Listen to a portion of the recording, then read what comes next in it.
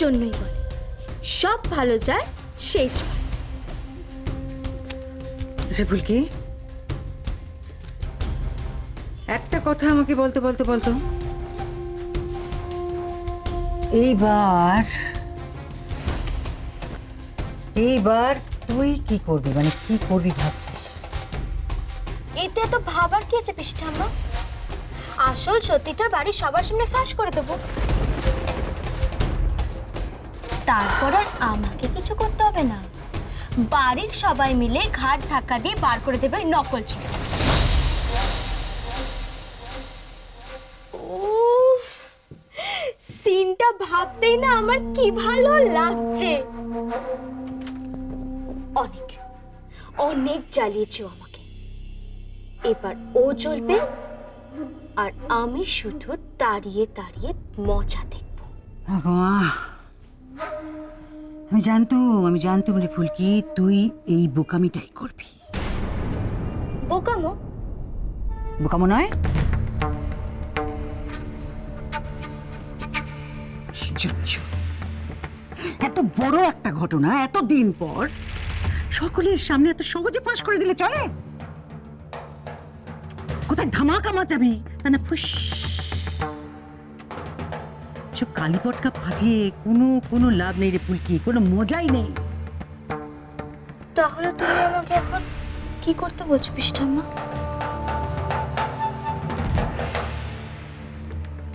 আপাতত চেপে যা। চেপে যাব? কেন?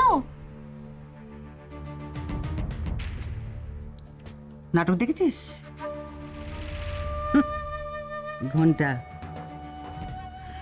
এই নাটক শুরুর আগে মঞ্চটাকে সাজিয়ে গুছিয়ে নিতে হয় না ফুলকি? সাজিয়ে গুছিয়ে সবাইকে ডেকে এনে জড়ো করে তারপর আসল সত্যিটা সবার সামনে ফাঁস করতে হবে, বুঝলি?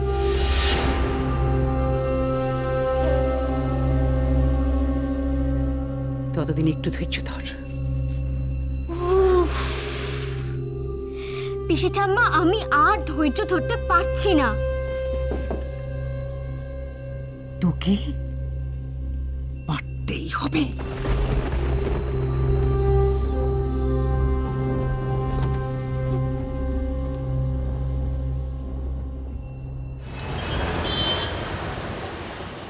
কথাটা তুমি যেভাবেই বলে থাকো না কেন সপ্তর্ষি,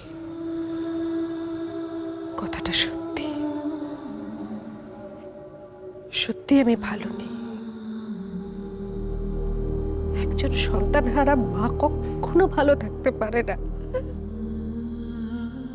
কখনো।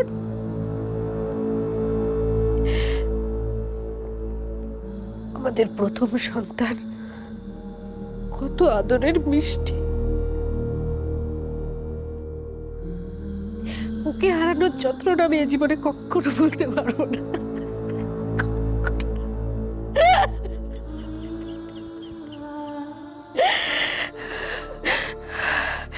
রিন্টু বাবলি এটা তোমার সন্তান নয়?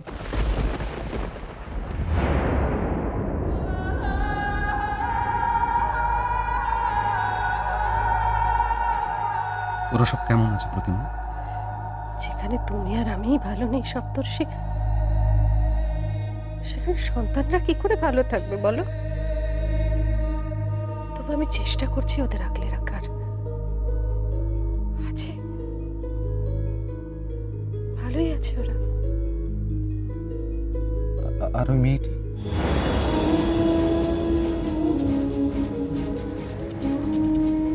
যাকে নিয়ে তুমি ভয়ঙ্কর প্রতিশোধের খেলায় মেতেছ, সে কেমন আছে?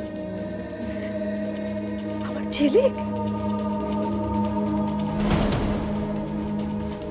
ঝিলিক ভালো নেই সপ্তর্ষি।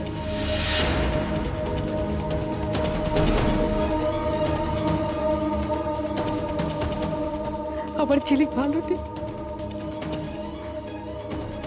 জানতাম,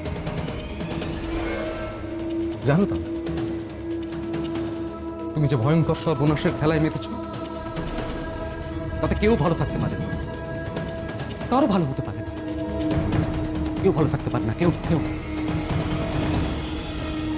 মেয়েটা কেন ভালো নেই আমি জানি না, তবে আমার মনে হয় তার কারণ তুমি। হ্যাঁ, তুমি বুঝতে পারছো না?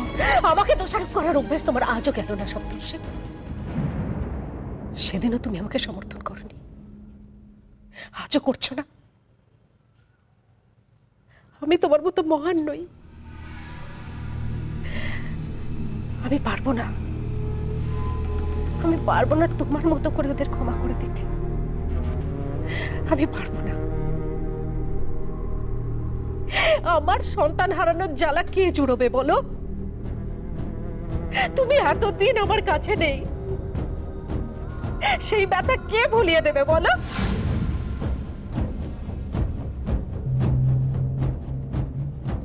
আমি পারবো না,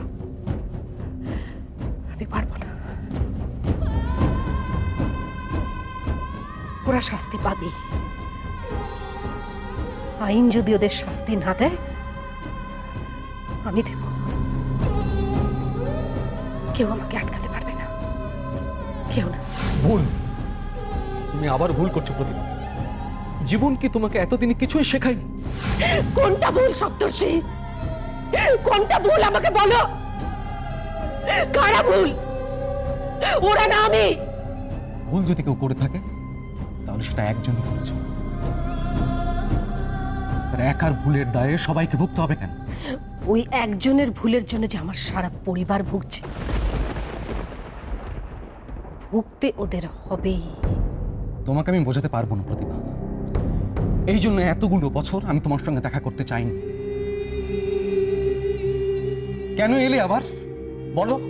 কেন এলে? কেন? মুখার্জি বাড়ির মেয়ে পরি ট্রেন অ্যাক্সিডেন্টে মারা যায়নি সপ্তর্ষি, ও বেঁচে আছে। ও আবার ফিরে এসেছে।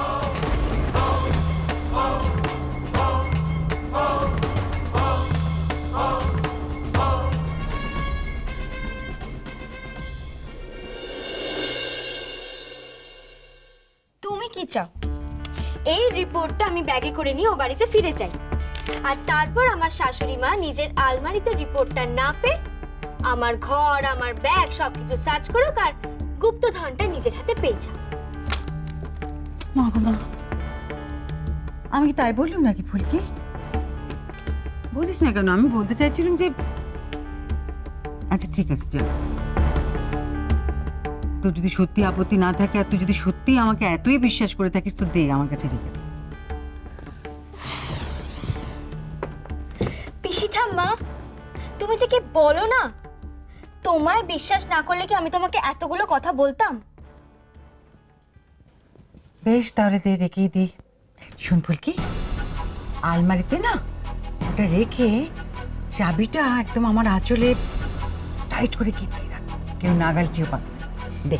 পিসি ঠাম্মা, নকল ঝিলিকের মরণ কাঠি আর আমার জীবন কাঠি আমি তোমার হাতে তুলে দিলাম, সাবধানে রেখো কিন্তু পিসি ঠাম্মা।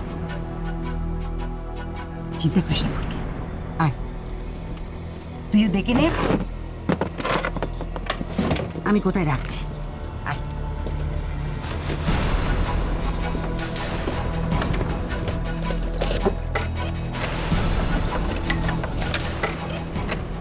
এই দেখ, ঠিক এইখানটিতে রাখ।